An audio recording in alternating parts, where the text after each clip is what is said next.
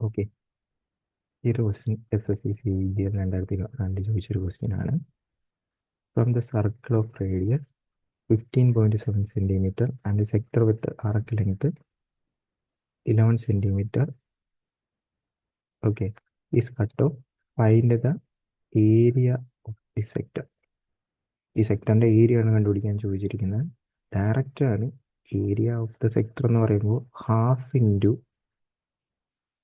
Radius into arc length എടുത്തു കഴിഞ്ഞാൽ നമുക്ക് ഏരിയ കിട്ടും. Half into radius into arc length എടുത്തു കഴിഞ്ഞാൽ നമുക്ക് ഡയറക്റ്റ് ആയിട്ട് ആൻസർ കിട്ടും. ഹാഫ് ഉണ്ട്, ദെൻ നമ്മുടെ റേഡിയസ് 15.75 റേഡിയസ് എന്ന് പറയുന്നത് 15.75 ദെൻ ആർക്ക് ലെങ്ത് 11.